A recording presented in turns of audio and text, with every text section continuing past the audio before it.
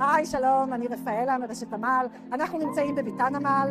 הכנו לכם 5 עולמות תוכן: עולם הקיימות, עולם החקר והחלל, עולם הדיאלוג הבין-תרבותי, עולם הלמידה, עולם החברה והקהילה.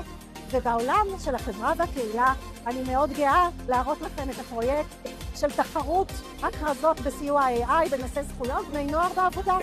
בני הנוער שלנו שיוצאים לעבוד מדי פעם אינם יודעים את זכויותיהם. הכנו להם וובינרים שלימדו אותם גם AI וגם לימדו אותם את הזכויות שלהם, והם הפיקו 74 כרזות מדהימות בצורה מינימליסטית, מסר קצר ולעניין ועם אמצעים ויזואליים מהדהדים שנשארים בזיכרון. מקום ראשון, מעיינות צפת. הזכויות שלנו הן הכנפיים שלנו, וכאן הם תרדו את כל הזכויות: שכר הוגן, הזכות לפיצויים. מקום שני, בלילה צוברים כוח ולא כסף. פתאום הם גילו שזה לא חוקי להעסיק אותם בלילה. מקום שלישי, חדרה, יותר מ6 שעות עבודה, צא להפסקה. גם את זה הם לא ידעו. ומקום חמישי, בלי זכויות, הפאזל אינו שלם. ויש לנו גם סרטון שמציג את כל הכרזות עם כל ה74 פוסטרים שהתחרו בתחרות.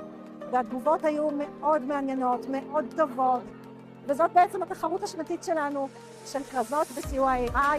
בפעם הראשונה שעשינו את זה בשנת 24, התחרות הייתה בנושא הסברה לישראל בהקשר לאירועים של 7 באוקטובר.